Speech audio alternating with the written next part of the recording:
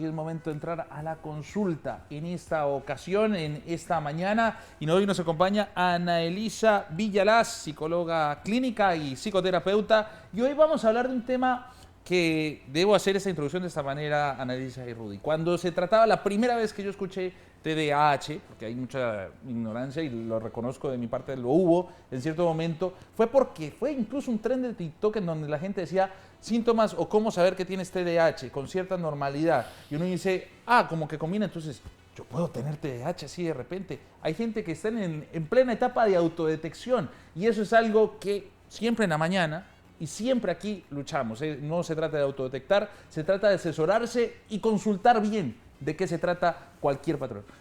Ana Elisa, muy buenos días. Y la pregunta de rigor, así la basiquita, ¿qué es el TDAH? Buenos días. El TDAH son las siglas del trastorno de déficit atencional con hiperactividad y también se utiliza la expresión trastorno de déficit atencional sin hiperactividad y entonces se dice TDA. Hay algunos científicos que dicen que en realidad todo es TDAH y otros que dicen que no es así. Entonces, depende de qué línea teórica estás siguiendo, entonces se utilizan unas siglas o las otras. A mí me encantaría saber cuáles serían esos síntomas, sobre todo porque estamos hablando de esta detección específicamente en adultos, porque bastante se le conoce que diagnosticamos a niños y decimos, bueno, lo llevamos al psicólogo, que es lo importante, como bien dice Dani, no escuchar un TikTok o escuchar en redes sociales, estos son los síntomas y decir y autodiagnosticarte, sino que ir específicamente a donde un experto, en este caso, pues tú, querida, ¿verdad? Que estás con nosotros. Pero, ¿cuáles serían estos síntomas que se pueden identificar en adultos, que hay personas de 30, 33, 35 años que dicen, acabo de ser diagnosticada con esta condición? Mira, esto es muy interesante porque usualmente hablamos siempre de los niños, pero la realidad es que cuando los niños van a evaluarse y se detecta que tienen este diagnóstico, en muchas ocasiones resulta ser que los padres también lo tienen. Y hay un grupo de investigadores que muestran a través de sus estudios que esto se trata de un tema hereditario, que es una condición hereditaria. Cuando encontramos adultos que tienen más de 20 años y ellos mismos empiezan a darse cuenta que algo les está pasando, entonces es muy conveniente que se acerquen con un especialista para ser evaluados e identificar si tienen todos los síntomas de este diagnóstico o no y que de esa forma reciban los apoyos apropiados para la edad que tengan. Esos síntomas son unos síntomas bastante específicos porque una de las dificultades principales es que la persona no puede prestar atención por largos periodos de tiempo. Y en esa área de la atención hay varias características importantes a considerar. Uno es que uno puede atender de forma selectiva, es decir, que de pronto uno puede prestar atención a algo y estás solamente enfocado en eso y aunque hayan ruidos alrededor, otras personas llamándote, no escuchas nada, no entiendes nada, estás completamente atento y eso se llama atención selectiva. Pero también tenemos la atención dividida, que quiere decir que estamos prestando atención a todos los estímulos que están alrededor. Por ejemplo, yo estoy sentada aquí, estoy conversando y estoy prestándote atención a ti, las luces, la silla, el aire acondicionado, todo lo que está alrededor mío. Entonces, la cantidad de tiempo que uno puede prestar atención se llama atención sostenida. Entonces depende de cuánto tiempo puedes prestar atención. Y las personas que tienen este diagnóstico no logran prestar atención por largos periodos de tiempo y por eso les cuesta mucho participar en ciertas actividades de la vida diaria. Es que, y también se puede confundir fácil con lo que es desconcentrarse, o porque pues eso también es un problema que va a pasar con todos los adultos, no son los niveles de concentración, hay unos que creen que es falta de visión, hay tantas cosas también dentro de lo biológico, dentro de lo físico, ¿no? Mira, qué bueno que mencionas eso, porque cuando uno está hablando de un diagnóstico, nos estamos refiriendo a que hay un conjunto de síntomas que se Ajá. presentan al mismo tiempo y por lo tanto, entonces se llega a la conclusión de que la persona tiene una situación que se llama un trastorno en este caso, ¿no? Pero cuando una persona se desconcentra o no presta atención todo el tiempo, eso nos pasa a todos en diferentes momentos. Ahora bien, si la persona tiene esta situación desde que está en la infancia y esta dificultad para prestar atención no le permite cumplir con las actividades de la vida diaria, hacer las tareas, aprender lo que tiene que atender, resolver los problemas del trabajo y además ser organizado, poder planificar con esa organización de sus pensamientos. Y por el otro lado también pasa que la persona puede ser muy impulsiva, entonces fácilmente tiene un accidente de tránsito, si se enoja pierde el control y entonces emocionalmente no se puede regular de formas apropiadas. Y entonces de esa manera lo que va ocurriendo progresivamente es que uno empieza a observar que no es solamente un problema de atención, es un problema del control de impulsos, de organización, de planificación con esa organización, de autorregulación emocional, y de pronto vamos viendo ya en la vida adulta y cuando en la adolescencia está presente también que tienen algunos de ellos el deseo de consumir drogas o consumir químicos. Y con el paso del tiempo, la investigación ha ido mostrando que hay 7 subtipos distintos de déficit atencional. Entonces hay ciertos subtipos donde hay una predisposición más alta hacia el consumo de drogas o de alcohol. Y lo más interesante de todo esto es que cuando estamos en la vida adulta, la persona empieza a tener comportamientos que no tienen una explicación, y cuando se hacen los estudios nos damos cuenta que en realidad es una persona con déficit atencional que requería de medicamentos o requiere de medicamentos desde el punto de vista de la neurología, y que cuando está tratado apropiadamente, entonces no requiere del consumo de drogas ni de alcohol, ni cae en ningún tipo de adicciones. Anelisa, como bien habíamos mencionado, hay muchas personas que pueden pasar toda su vida sin haber detectado que tienen este diagnóstico. ¿Qué pasa con un TDAH no diagnosticado? ¿Cómo esto de alguna forma puede tener una incidencia, como tú bien mencionabas, tanto en la vida laboral, emocional, personal de este adulto? Que es muy bonita esta pregunta que estás haciendo, porque la persona que no es diagnosticada a tiempo o nunca llega a ser diagnosticada sufre mucho a lo largo del camino, y la razón por la cual sufre tanto es porque no está recibiendo los apoyos necesarios para poder redirigir sus procesos y para poder mejorar o cambiar la situación en la que se encuentra. Por eso es que se utilizan los diagnósticos. Las etiquetas diagnósticas no están hechas para ponerle como en la frente un letrero a la persona y que esa persona se convierta en ese diagnóstico, ¿no?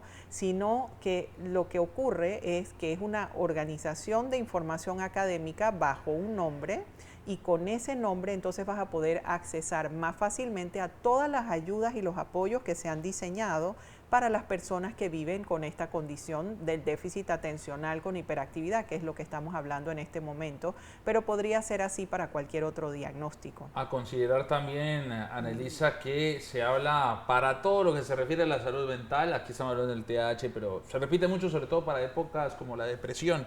Te lo mencionaba, que uno no está solo. Eso de convivir, así sea detectado o no, con una persona que tenga TDAH, también para alguien, como te digo, que está, digo, no tengo ni idea de lo que te está pasando, pero yo estoy al lado tuyo, o cómo funciona esa relación con una persona, sea pareja, sea padre de familia, y más ahora, como te decía, la gente cree que ayuda mandando un enlace y diciendo, mira este video, esto es lo que puede ayudarte, ¿no? Pues, ¿cómo es el verdadero acompañamiento en este tipo de diagnósticos?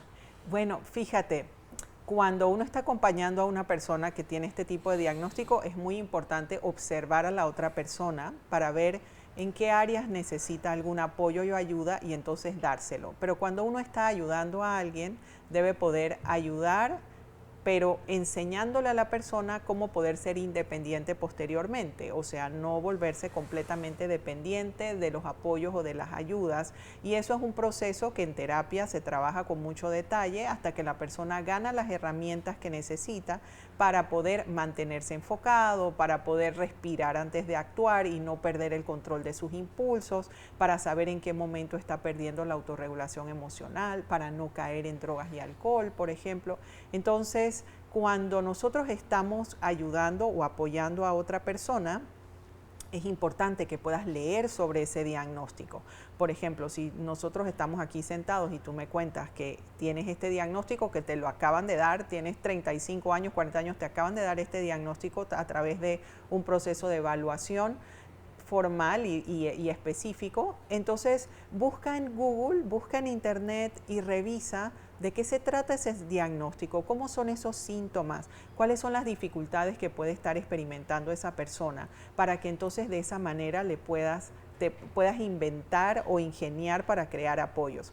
Hay una diferencia muy importante entre las enfermedades o diagnósticos que tienen que ver con la salud mental y otro tipo de diagnósticos. Por ejemplo, si tú estás en la calle y ves a una persona que tiene un yeso puesto en una pierna y la persona está con muletas, entonces inmediatamente te das cuenta que la persona va a cruzar la calle y puede requerir algún tipo de apoyo y te vas a acercar a ayudar a la persona y le vas a preguntar a la persona, ¿le puede ayudar? ¿Necesita ayuda?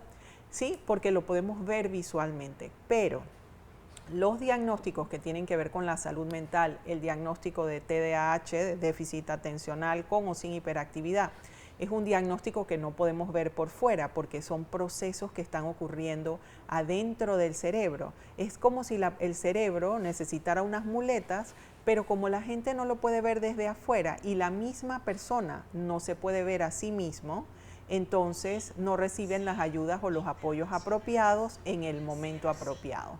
Por eso es que invitamos a todos siempre a tener presente que los ojos no miran para adentro, sino que miran para afuera. Entonces, cuando uno está con una persona que tiene algún diagnóstico de orden mental, entonces es muy importante volverse mucho más observador para poder así entonces apoyar a la otra persona. Annalisa, la verdad que es súper interesante toda esta explicación porque muy bien lo has detallado. La empatía llega a ser preponderante, sobre todo con toda persona que se relaciona con una persona diagnosticada de esta forma, y llama la atención obviamente entender que obviamente el déficit, la falta de enfoque prolongada puede llevar a que esta persona tenga hiperactividad, y son las razones por las cuales toda la vida pudo haber sido de una forma u otra.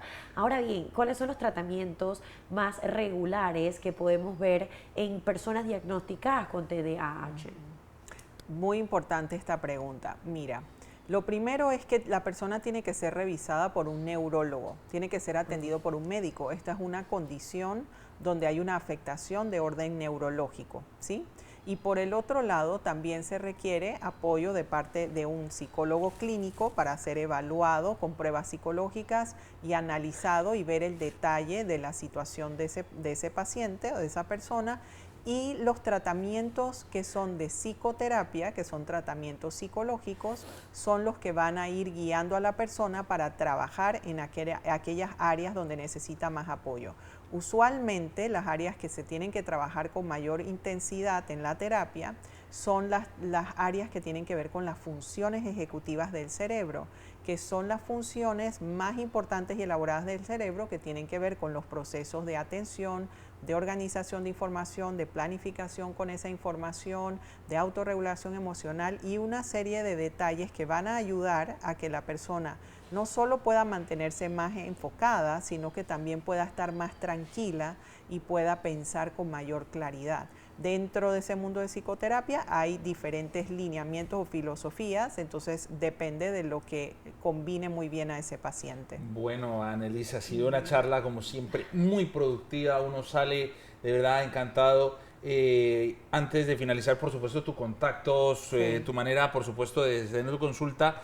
Y no sé si también cabe un mensaje de ánimo para aquellos que tengan TDAH, también para los que estén precisamente en sintonía y que pues de verdad, cada vez que estamos en la consulta, no se sientan solos en lo que puede ser Sí. ese diagnóstico, ¿no? Sí, con muchísimo gusto. Mira, me pueden localizar a través de mi Instagram, Ana Elisa Villalaz, es mi nombre y mi apellido, me encuentran fácilmente.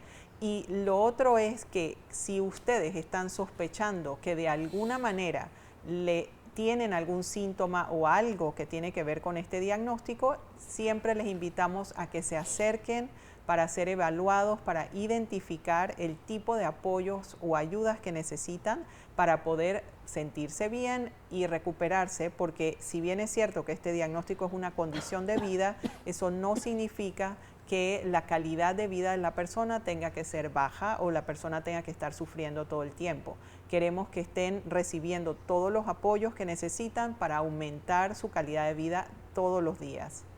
Así es, bueno, ya usted lo sabe, pues muchísimas gracias por acompañarnos y por instruirnos como siempre, sobre todo en este tema que está siendo bastante comentado en redes sociales desde hace bastante tiempo y pues la profundización del mismo nos permite a todos tanto tener empatía con toda persona que ha anunciado públicamente que está diagnosticada con esto y tener una claridad sobre si alguien de nuestros familiares puede tener algún síntoma y obviamente ir a consultarse con Ana Elisa. Muchísimas gracias.